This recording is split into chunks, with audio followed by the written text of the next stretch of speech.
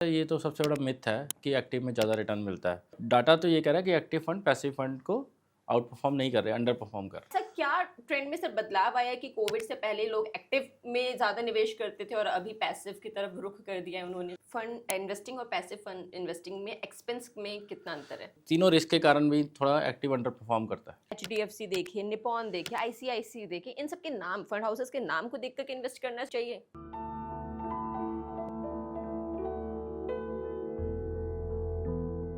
हर investor के मन में एक ही सवाल होता है कि कम रिस्क में ज्यादा रिटर्न कैसे पाएं, यानी कि एक्टिव वर्सेस पैसिव इन्वेस्टिंग। नमस्कार, स्वागत है आप सभी का ईटी हिंदी पाठशाला में, जहां हम फाइनेंशियल दुनिया के इन्हीं दांवपेचों को बड़ी आसान और गहरी समझ के साथ समझते हैं। और इसके लिए हमारे साथ जुड़ते हैं मार्केट के दिग्गज एक्सपर्ट। आज हमारे साथ जुड़े हैं एक्टिव वर्सेस पैसिव इन्वेस्टिंग समझाने के लिए फाउंडर हेमंत सूद सर को सर ने 14 साल की उम्र में ही बिजनेस के जज्बे को जारी रखते हुए हार्वर्ड यूनिवर्सिटी से पढ़ाई करी है और उन्हें एल्गो ट्रेडिंग के जाने माने एक्सपर्ट भी माना जाता है। तो बस आप अपने पेन और डायरी को तैयार रखिए और नोट्स बनाते जाइए, क्योंकि एक्टिव और पैसिव इन्वेस्टिंग को लेकर के ए टू जेड सारी डिटेल सर बताएंगे। सर, आपका बहुत बहुत स्वागत है। थैंक यू आपको मुझे बुलाने के लिए। तो सर, हम शुरू करते। सबसे पहला सवाल जो है हाँ कि जी। एक्टिव और पैसिव इन्वेस्टिंग होती क्या है? देखिए जी, एक्टिव और पैसिव इन्वेस्टिंग में दो दो मेन फ़र्क है। एक्टिव इन्वेस्टिंग होती है आप खुद सिलेक्ट कर रहे हो कौन सा स्टॉक लेना है, या आप खुद म्यूचुअल फंड में सिलेक्ट कर रहे हो, जो आपको म्यूचुअल फंड एक्टिव फंड्स होते हैं जो आपको फंड मैनेजर सिलेक्ट करता है कौन सा स्टॉक लेना है, कौन सा बाय करना है, कौन से सेक्टर में इन्वेस्ट करना है, कब एग्जिट करना है, कब कैश पे लेना है, उसको एक एक्टिव इन्वेस्टिंग करते हैं। जो पैसिव इन्वेस्टिंग होती है आपने एक पैसिव फंड ले लिया जो सिर्फ मार्केट के एक इंडेक्स को इंडेक्स इन्वेस्टिंग है काइंड ऑफ, चाहे निफ्टी 50 है, निफ्टी 150 है, निफ्टी नेक्स्ट 50 है। तो वो पैसिव इन्वेस्टिंग होती है, उसमें आपने कुछ नहीं करना, उसमें बस अपने इंडेक्स को रेप्लिकेट करना है, वो होती है पैसिव इन्वेस्टिंग। तो दोनों में यही फ़र्क है कि एक में मैं आपको गूगल मैप की एग्जांपल देता हूँ। या क्या आपने जयपुर जाना है, आपके पास एक एक्सपर्ट ड्राइवर है, वो आपको शॉर्टकट ले लेगा, ये ले लेगा, वो कभी जल्दी पहुँच जाएगा, कभी वो लेट पहुँचेगा क्योंकि उसको रियल टाइम अपडेट्स नहीं है, ठीक है? वो शॉर्टकट पे उसको ट्रैफ़िक नहीं मिला या कोई फाटक बंद नहीं मिला, वो जल्दी भी पहुँच जाएगा। लेकिन अगर गूगल मैप से जाओगे, आप सेम टाइम पे पहुँचोगे, स्टेबल है, प्रेडिक्टेबिलिटी है। Same passive is little bit of predictability. इसका ये मतलब नहीं है उसपे कोई रिस्क नहीं है, market risk remains the same, लेकिन सिलेक्शन रिस्क नहीं है, चेरी पिकिंग नहीं है, तो ये फ़र्क होता है। पर अगर हम जितना हमें मार्केट डेटा कहते हैं, तो इन्वेस्टर ज्यादा से ज्यादा एक्टिव फंड्स जो है उसको सिलेक्ट करते हैं। उनको ऐसा लगता है कि इसमें ज्यादा रिटर्न मिलता है। हुँ। सर, क्या ये वाकई सच है और क्या पैसिव फंड में भी ज्यादा रिटर्न कमाया जा सकता है? ऐसा ये तो सबसे बड़ा मिथ है कि एक्टिव में ज़्यादा रिटर्न मिलता है। एक डाटा आता है स्पीवा का, एसपीआईवीए, हम्म। तो उसके हिसाब से 10 सालों में 75% maybe 75 to 85%, I am not remembering the exact number. तो जो एक्टिव एक्टिव फंड्स हैं वो उन्होंने अंडर परफॉर्म किया इंडेक्स से। तो आप ये समझो 10 में से 7 से 8 फंड जो एक बेंचमार्क इंडेक्स को ही नहीं बीट कर रहे लार्ज कैप में, मिड कैप में भी 70% है। तो वो तो मतलब रादर डाटा उल्टा कह रहा है कि एक्टिव फंड्स पैसिव फंड को बीट नहीं कर पा रहे। डाटा तो बेंचमार्क इंडेक्सेस को बीट नहीं कर पा रहे। तो डाटा तो उल्टा कह रहा है। तो ये एक्टिव फंड में कोई रिटर्न ज़्यादा वाला ये मिथ है। पर और क्या होता है कि इसमें सिलेक्शन बायस भी होती है थोड़ी-सी। क्या होता है, क्योंकि फंड शुरू हुआ है, वो 3 साल बाद बंद हो गया। तो आपको जो आज फंड आ रहा है वो बंद वाला तो निकल गया डाटा से। जी। वो बंद वाला तो निकल गया डाटा से, तो आप इसलिए उसमें अट्रैक्ट हो जाते हो। और सेकंडली इसमें क्या है कि इसका ये मतलब नहीं एक्टिव फंड परफॉर्म नहीं करते। There are few funds performing, there are some sector specific fund active, जैसे इंफ्रास्ट्रक्चर है, hmm. That has done well, health care has done well. तो वो एक पर्टिकुलर सेक्टर स्पेसिफिक है जो आपको इंडेक्स वो that has done done well, infrastructure particularly. But data तो ये कह रहा है कि एक्टिव फंड पैसिव फंड को आउट परफॉर्म नहीं कर रहे, अंडर परफॉर्म कर अ, रहे। पर कोविड 19 जब आया था 2020 के बाद, जो है मार्केट में कई नए ट्रेंड देखने को मिले और ऐसे में पैसिव इन्वेस्टिंग का लेकर के भी लोगों में क्रेज काफी ज्यादा बढ़ गया है। तो ऐसा क्या ट्रेंड में सर बदलाव आया है कि कोविड से पहले लोग एक्टिव में ज्यादा निवेश करते थे और अभी पैसिव की तरफ रुख कर दिया है उन्होंने? तो देखो जी, इसमें 2-3 कारण हैं। एक तो जो एक्टिव जो स त 3 कारण हैं, 4 कारण हैं। एक तो हम्म। सेबी ने बोल दिया कि लार्ज कैप जो फंड है वो टॉप 100 से ज़्यादा नहीं जाएँगे। तो अब उनके जो लार्ज कैप वाले फंड मैनेजर्स हैं उनके लिए जो आउटसाइड 100 है, कोई उनकी रिसर्च बेटर है, वो उनको पिक करना अलाउड नहीं है। सेकेंडली इसमें जो कॉस्टिंग है, जो जो एक्टिव फंड और वर्सेस पैसिव फंड का, 60 से 70% कॉस्टिंग कम है। तो अब जब कोविड में इन्वेस्टर थोड़ा अवेयर था, ऑनलाइन वॉच कर रहा था, उसको पता लगा कॉस्टिंग का बहुत डिफरेंस है। जो एक्टिव फंड की जो कॉस्टिंग है वो 0.07 मे बी हम्म, टू 0.30 है। 0.07 टू 0.30 है। जी, और उसकी आप एक्टिव की देखो 1.3 टू 2 काइंड ऑफ, तो 1.5 टू 2 मोस्टली। तो वो कॉस्टिंग का ही बहुत फ़र्क है, तो ये पता लग गया। और फिर जो एक्टिव फिर ये जैसे स्पीवा रिपोर्ट है, ये रिपोर्ट हम्म, है, मॉर्निंग स्टार है, हम्म, ऐसी रिपोर्ट से इन्वेस्टर अवेयर हो गया कि यार हम इतना खर्चा भी दे रहे हैं, लेकिन हम इतने एक्सपेंस एक्स्ट्रा भी दे रहे हैं टू अंडर परफॉर्म, तो why we have to underperform. तो काइंड ऑफ अवेयरनेस आ गया। फिर ये ज़ीरोधा और ग्रो ने ये लॉन्च कर दिया अपने पैसिव फंड्स, जी, जहाँ पे ऑलरेडी बहुत इन्वेस्टर था, तो उनकी अवेयरनेस और बढ़ गई, तो इसलिए पैसिव में रोका गया। लेकिन अभी भी इंडिया में पैसिव का पोर्टफोलियो 15% है ऑफ द टोटल पोर्टफोलियो, अच्छा, but which is growing at 30 to 35% annually. तो यूएस में ये 60% है। हम्म। यूएस में ये 60% है, तो अब मुझे लगता है कि ये पैसिव का थोड़ा बढ़ेगा इसमें, the out of the total portfolio.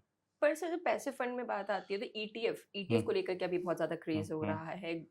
Gold के बारे में हुँ, बात हुँ, करें तो उसमें भी ईटीएफ को लेकर के लोगों हुँ, का काफी क्रेज है। तो ये अचानक ईटीएफ पैसिव फंड जो है उसको हुँ। लेकर के लोगों में इतना क्रेज क्यों आया? तो सेम जो रीज़न्स मैंने आपको पहले बोले उसके लिए हुआ, और ईटीएफ तो जो है ना एक्सचेंज पे ट्रेडेड भी है, हम्म, तो लिक्विडिटी भी है। अब हम्म, कई इसमें भी एक ना जैसे ज़्यादा जो गोल्ड सिल्वर, तो एक गोल्ड सिल्वर के प्राइसिंग के कारण क्रेज़ आ गया गोल्ड सिल्वर ईटीएफ्स में। अच्छा, तो गोल्ड सिल्वर का जो अभी लास्ट 6 मंथ्स में जो गोल्ड सिल्वर की जो प्राइसिंग वॉलेटिलिटी आई, उस कारण क्रेज़ आ गया। लेकिन ईटीएफ एंड पैसिव फंड्स का क्रेज़, जो मैंने आपको 3-4 रीज़न बताया कि इन्वेस्टर अवेयर हो गया और उसको पता लग गया कि ये this is a better way. अगर आप you if you are not able to cherry pick your fund managers, या तो हम्म, आप में वो स्किल हो कि आप हम्म, कर सकते हो, या आपको कोई कोई आपका कन्विक्शन हो कि मुझे ये सेक्टर बेटर लगेगा या ये फंड मैनेजर बेटर है, हम्म, तो डिफरेंट है। लेकिन अगर 70-80% डाटा कह रहा है you are not able to pick the better fund manager, तो ये हो गया। तो और एक्सचेंज ट्रेडेड फंड में क्या है कि लिक्विडिटी बहुत ईज़ी है। वैसे तो जी, बाकियों में भी ईज़ी है, म्यूचुअल फंड में भी ईज़ी है, लेकिन एक्सचेंज ट्रेडिंग फंड का ये क्रेज़ रीज़न वही है मेन जो आप।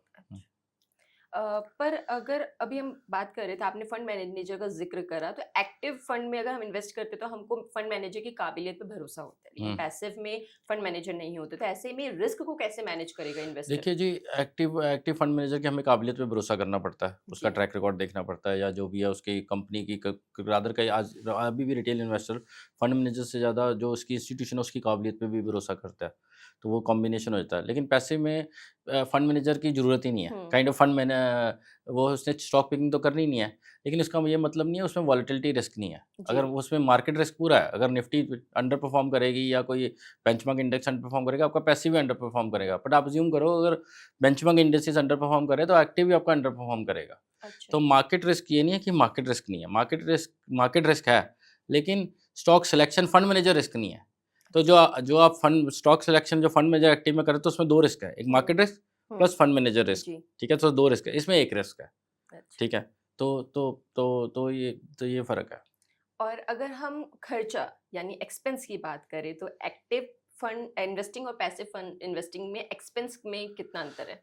देखिए जी, आपको मैं एग्ज़ाम्पल देता हूँ, आप अगर 10,000 की सिप लगाएँ, जी, 25 साल में, 25 साल के पीरियड में, अगर आप 0.3 आप मान लो एक्टिव का खर्चा और उसका मान लो 1.8, तो काफ़ी लाखों में फ़र्क आ जाएगा, काफ़ी लाखों में फ़र्क आ जाएगा। तो आप कई बारी लगता है ये कंपाउंडिंग का फ़र्क बहुत ज़्यादा होता है। हुँ, ये कंपाउंडिंग का से आप समझो 0.3 और 1.8 एवरेज लगा लो, 1.5% में ये काफ़ी ये फ़र्क है। कंपाउंडिंग के बाद ये बहुत फ़र्क हो जा फ बहुत फ़र्क आ जाता है। तो ये खर्चा तो बहुत ज़मीन-आसमान का फ़र्क है। तो वही है ना, market risk, fund manager risk, then you are paying an expense extra expense. Hmm. तो ये तीनों रिस्क के कारण भी थोड़ा एक्टिव अंडर परफ़ॉर्म करता है।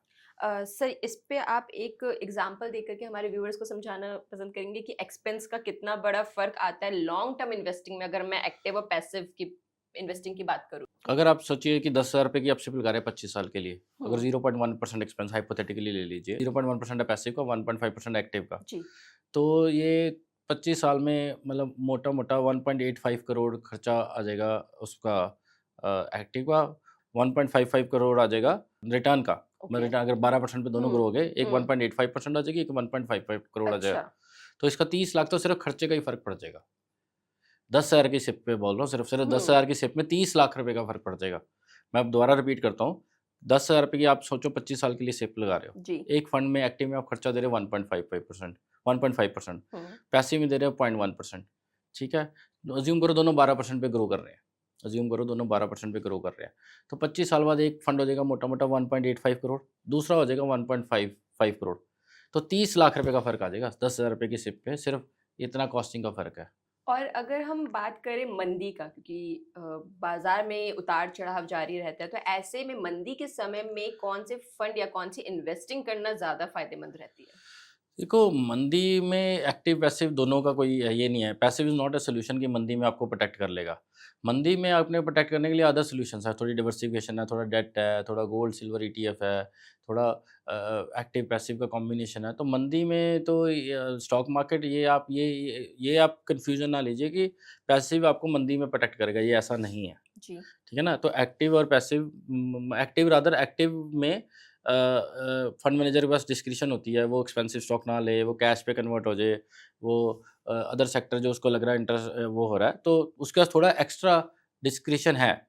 पर वो ऑब्वियसली डाटा तो ये नहीं कह रहा कि जितनी मंदी में भी है 2008-2020 में कि वो आउट परफॉर्म कर रहे हैं टोटल एग्रीगेट, बट फिर भी आप एक्टिव के पास थोड़ी एक्स्ट्रा फ्लेक्सिबिलिटी है जो पैसिव के पास नहीं है। तो मंदी में तो दोनों का हाल सेम ही है इन अ वे, मतलब ठीक है, कुछ ज़्यादा कम होगा, कुछ ज़्यादा होगा। लेकिन अगर मंदी वाले प्रोटेक्शन के लिए तो आपके लिए अदर टूल्स है, डाइवर्सिफिकेशन है, ये है, वो है। तो आप मार्केट को टाइम ना करने की कोशिश कीजिए, मार्केट में टाइम ज़्यादा रहने की कोशिश कीजिए। मंदी का तो ये सॉल्यूशन है। और अगर अब हम ग्लोबल मार्केट की तरफ रुख करें, हुँ, अमेरिका की बात करें, तो अमेरिका में पैसिव फंड काफ़ी पॉपुलर है। हाँ जी। और इंडिया में पैसिव फंड का जो रेशियो है वो थोड़ा कम है, तो हुँ। क्या अभी इंडिया इतना मैच्योर नहीं हुआ पैसिव फंड को लेकर के, या आने वाले समय में पैसिव फंड और इंडिया मार्केट की बात करें तो क्या आउटलुक रहा है इसका? तो देखिए जी, जो जो टॉप 100 कंपनीज़ हैं, हम्म। उसमें जो डाटा अवेलेबल है, वो पब्लिकली अवेलेबल डाटा है। टॉप 50, टॉप 100 कंपनी जो लार्ज कैप में, कोई उसमें कोई आपको कोई एक्स्ट्रा एज नहीं है, ठीक है ना? कोई एक्स्ट्रा एज नहीं है। तो वो डाटा सबके पास सेम है, तो उसमें कोई एक्स्ट्रा एज नहीं है, कोई फंड मैनेजर के पास एक्स्ट्रा एज नहीं, मोटा-मोटा एक्स्ट्रा एज नहीं है।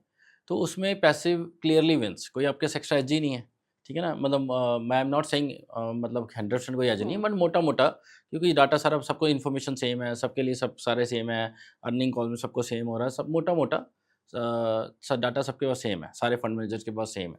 तो उसमें थोड़ी मुश्किल है क्योंकि वो these companies are well research, इनके गवर्नेंस बहुत अच्छी है, इनके डिस्क्लोज़र्स बहुत अच्छे हैं, तो आपके पास एक्स्ट्रा एज नहीं है।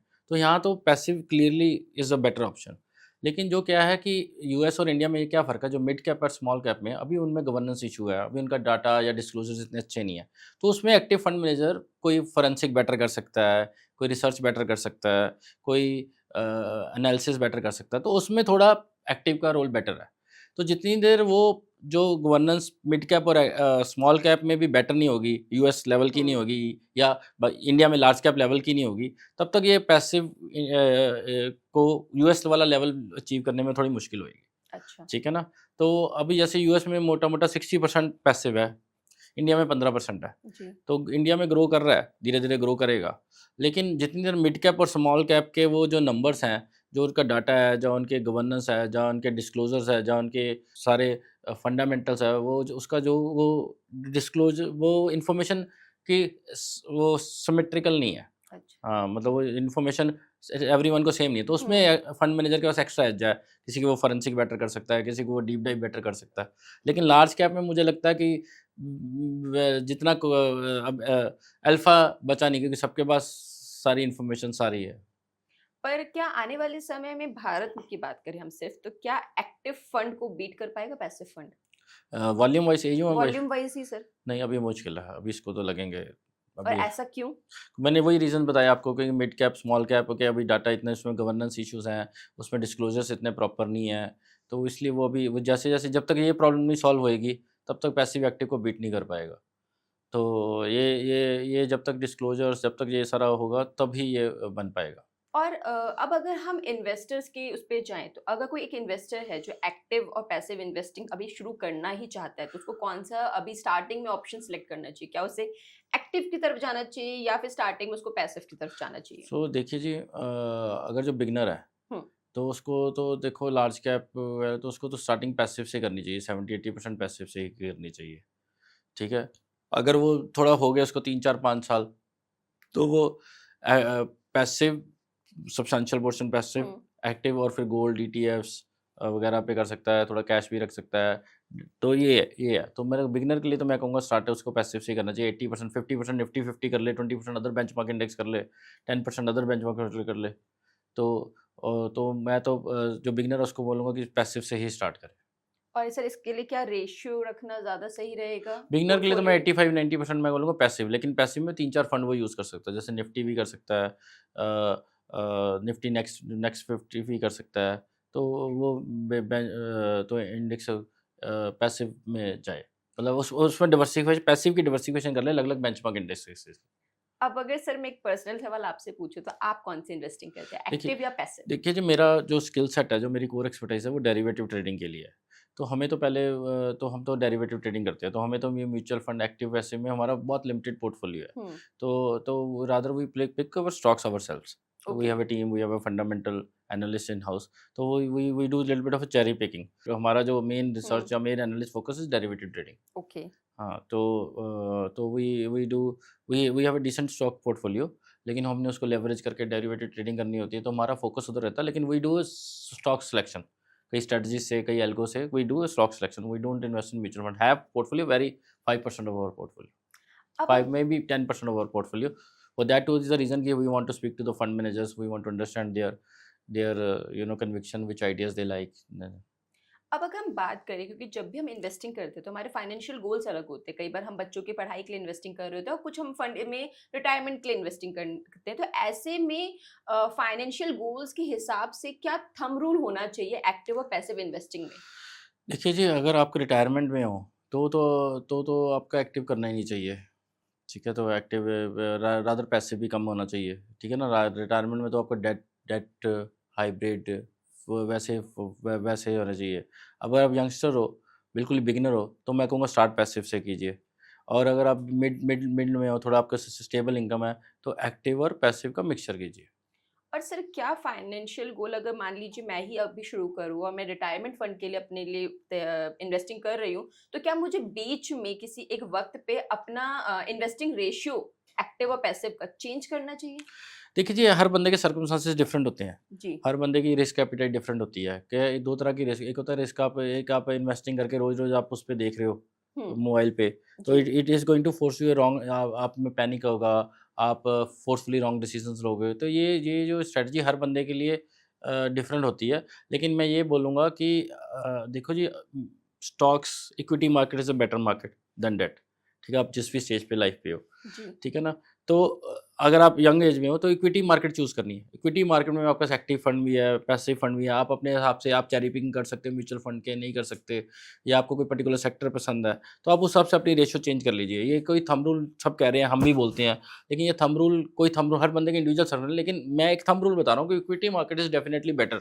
हुँ। और जब आपकी रिटायरमेंट एज है, तो आप उसमें डेट का पोर्शन डाल दीजिए, डेट फंड डाल दीजिए, ठीक है ना? इक्विटी के कॉम्बिनेशन डाल दीजिए। इक्विटी में भी बैलेंस इक्विटी फंड ले लीजिए जिसमें इक्विटी एक्सपोज़र कम है।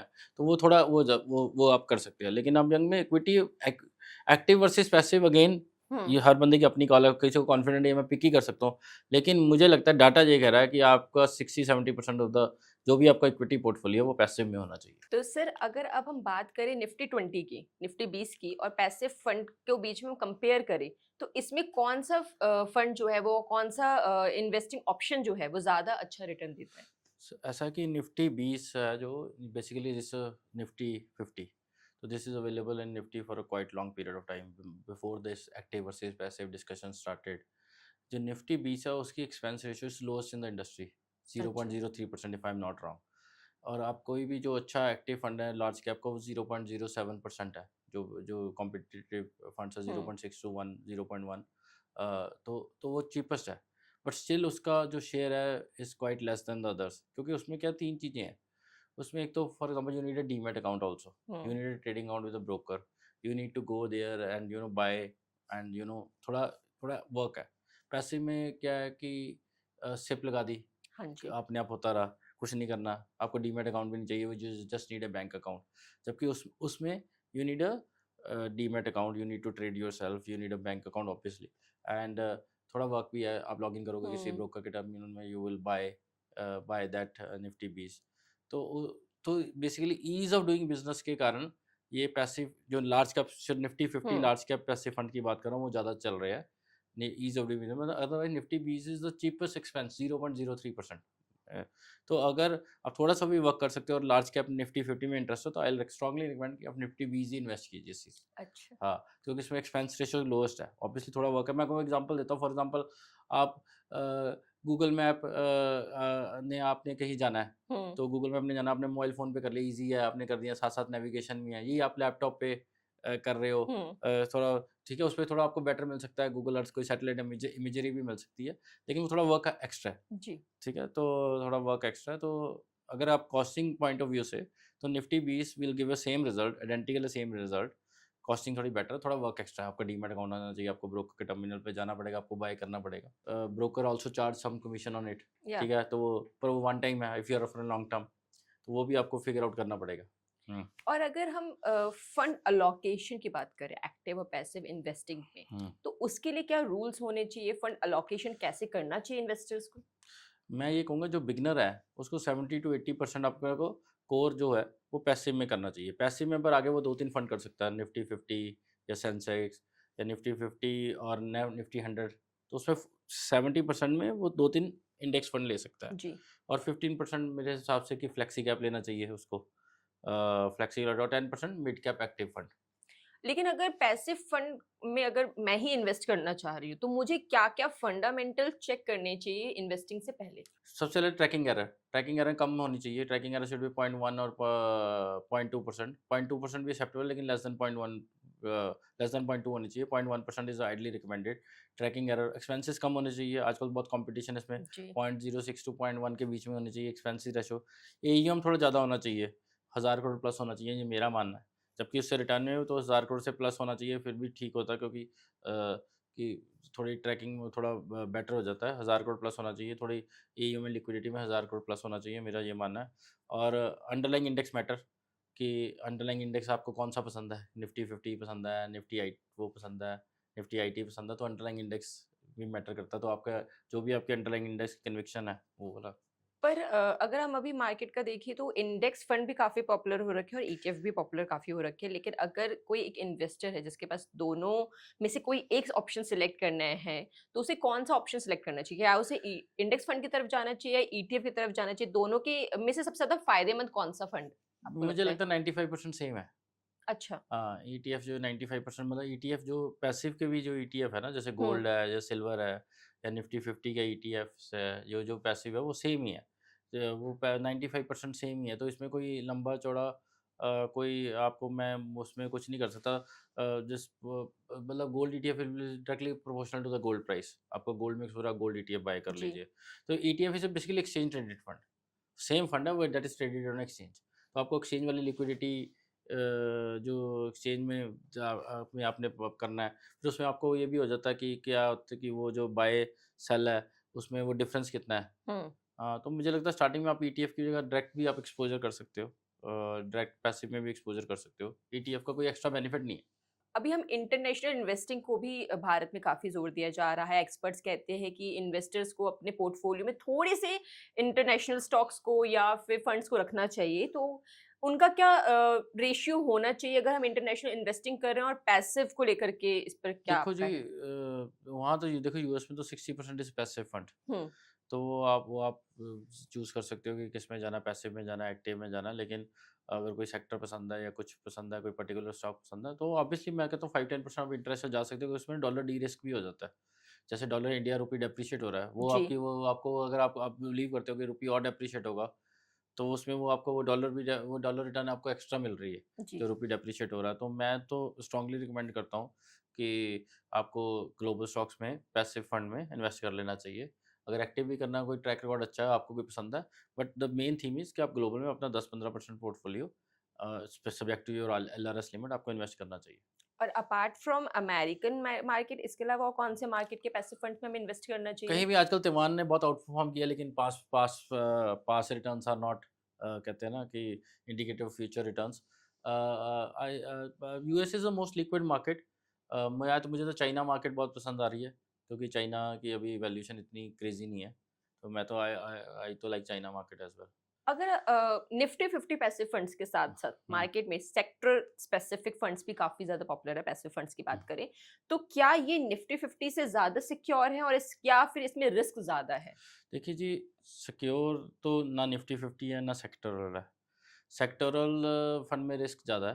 अच्छा, इसमें क्या है कि बेसिकली क्या होता है, ये रिटेल फैन से होता है। जैसे डिफेंस की स्टोरी चल गई, इंडिया डिफेंस इज़ बूमिंग, तो न्यू एनएफएस डिफेंस आ जाते हैं, सोशल मीडिया में डिफेंस के बारे में बात होने लगती है, तो सारा डिफेंस हो जाता है, तो इन्वेस्टर में इनफ्लो बहुत ज़्यादा आने लगता है। 30 टू 40% जो इनफ्लो है लास्ट ईयर, वो सेक्टोरल फंड्स में से है, चाहे पीएसयू है, चाहे डिफेंस है, तो उसमें आने लग जाता है।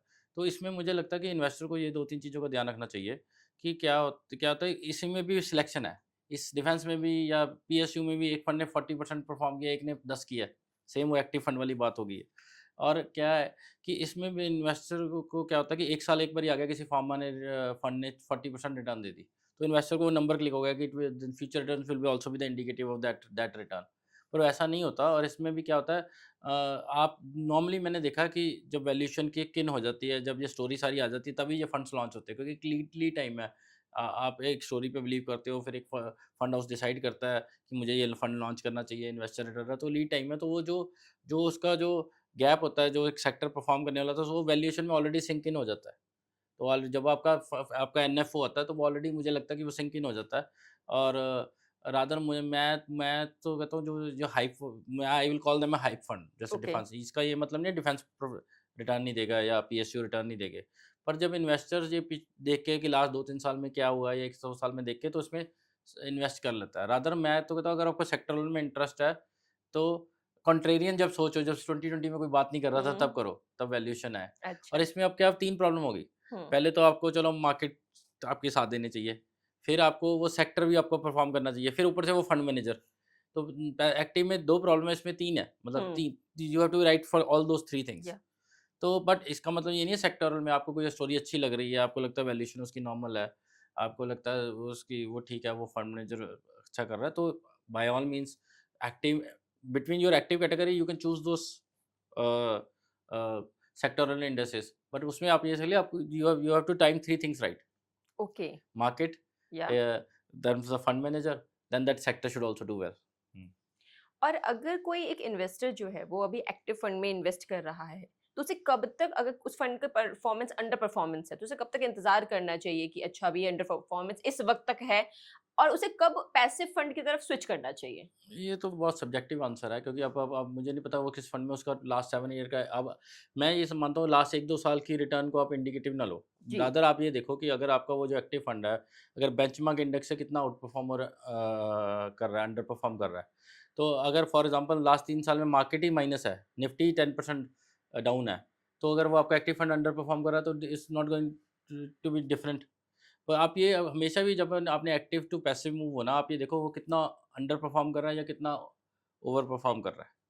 अगर आपने पैसिव टू एक्टिव जाना है, तो देखो वो फंड कितना ओवर परफॉर्म कर रहा है बेंचमार्क इंडिसेस से, या अंडर परफॉर्म कर रहा है। अगर आप 2 साल हो लगता है आपको अंडर परफॉर्म कर रहा है, तो you should move to the passive, या you should move to another active fund.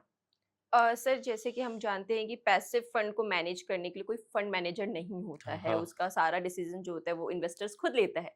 तो ऐसे में क्या हमें फंड हाउस के नाम को देखकर, या अगर हम एचडीएफसी देखें, निपॉन देखें, आईसीआईसी देखें, इन सब के नाम, फंड हाउसेस के नाम को देखकर के इन्वेस्ट करना सही चाहिए? इसमें देखो जी, एक्टिव में देखो, जो इंडिया का जो रेगुलेशन है, इट्स क्वाइट स्टैंडर्डाइज़। ठीक है? नाम में आप ये श्योर हो सकते हो कि जो भी रेगुलेशन है, जो भी रूल्स है, दे आर फॉलोइंग इट। तो अगर आप, मुझे लगता है थोड़ा नाम के साथ एक्सपेंस कॉम्बिनेशन देखना चाहिए, फॉर एग्जांपल। तो अगर जितना, क्योंकि पैसिव में कुछ, there is no no no cherry picking, no selection. तो ऑब्वियसली एक फंड हाउस अच्छा है, चलो he will hmm. Follow all the rules of the that fund scheme and all, and regulation, तो मुझे नहीं लगता कि there is a lot of difference, there is a lot of difference. But size अगर अच्छा है उसके पास, तो बेटर है उसकी, और एक्सपेंस रेशियो अच्छा है, तो बेटर है। अब अगर हम बात करें कि कई एक्सपर्ट्स का कहना है कि पैसिव फंड इन्वेस्टिंग जब होती है तो उसके ज़रिए में ज़्यादा से ज़्यादा पैसा जो है वो बड़े-बड़े शेयरों में लगता है और इससे एक बबल बन रहा है मार्केट में। तो इस बबल को लेकर के आपकी क्या राय है? देखो जी, इसमें कुछ हद तक सच्चाई है। अभी इंडिया में नहीं है, क्योंकि इंडिया में जो निफ्टी वैल्यूएशन है वो 20 पीई है, 2022 की पीई में है।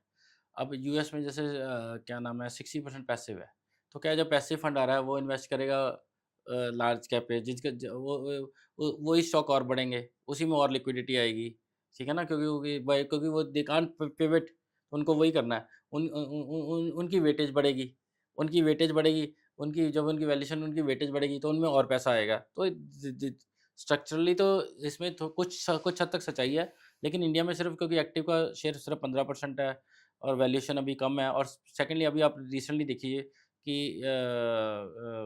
निफ्टी क्या नाम है, निफ्टी ने अंडर परफॉर्म किया, अभी मिड कैप वगैरह ने आउट परफॉर्म किया अभी जी। लास्ट 3-4 महीने में। तो वो रादर उल्टा इफेक्ट है कि एक्टिव जा रहा है, जब मार्केट गिरी हुँ। उल्टा एक्टिव वालों ने ओवर परफॉर्म किया है, उसने कम परफॉर्म किया है। बट ये है कि you have to be watchful इसमें है, लेकिन मुझे लगता है इसमें ना चेक्स एंड बैलेंसेस बिल्ट है। ये अच्छा। इसमें चेक्स एंड बैलेंसेस बिल्ट है क्योंकि there are prop trading firm also, there are foreign institutional investors also, domestic institutional investors also. I am not talking about only the fund schemes, there hmm, are other कि जो high valuation आएँगी वो बेच देंगे। जैसे we are prop trading firm as well, hmm, तो हम भी वैल्यूएशन से ऊपर आएगी, we will try to sell those things. तो there are some checks and balances built है। बट जो बेसिक प्रेमाइस है, फॉर एग्जांपल ये इंडिया में तब ट्रू होगा अगर passive 50-60% flow will start coming to passive, then your rational की ये बबल की तरफ, bubble is a strong word but that will push more valuation, more liquidity, more तो सर चलते-चलते आप एक आखिरी हमारे ईटी हिंदी प्राइम के जो सब्सक्राइबर्स हैं, जो व्यूअर्स हैं, जो ये वीडियो देख रहे हैं, उनके लिए कोई गोल्डन एडवाइस जो उनको सक्सेसफुल इन्वेस्टर्स बनाने में मदद करे और खासकर उन इन्वेस्टर्स के लिए जो कि एक्टिव और पैसिव इन्वेस्टिंग को लेकर के बहुत कंफ्यूज रहते हैं। मैं ये मानता हूँ कि जो बोरिंग होता है ना, जो जो पैसिव कई बार बोरिंग है, लेकिन boring is interesting beautiful in a long term. तो मैं ये कहता हूँ बोरिंग इज गुड। अच्छा, बोरिंग इज़ गुड। हाँ, हाँ। तो उम्मीद करती हूँ कि हमारे व्यूअर्स को एक्टिव और पैसिव इन्वेस्टिंग से जुड़ी सारी उलझनें दूर हो गई होगी और उनको हर एक बारीकियों पर सर ने बहुत अच्छे से समझाया है कि कौन सी इन्वेस्टिंग कब फ़ायदेमंद होती है, किसके कौन से रिस्क फैक्टर हैं। तो उम्मीद करती हूँ इस ईटी हिंदी की पाठशाला में आपको एक्टिव और पैसिव इन्वेस्टिंग से जुड़े सारे सवालों के जवाब मिल गए होंगे, आपकी कन्फ्यूज़न दूर हो गई होगी। और इसी तरीके के अगले पाठशाला में हम एक और नए टॉपिक पर बात करेंगे अपने नए एक्सपर्ट्स के साथ और समझेंगे फाइनेंस की दुनिया के एक अलग दांव पेच के बारे में कि जो आपके पैसे को ज्यादा बनाने में या फिर आपको नुकसान से बचाने में मदद करेगा। धन्यवाद। Thank you so thank much you, thank sir. You.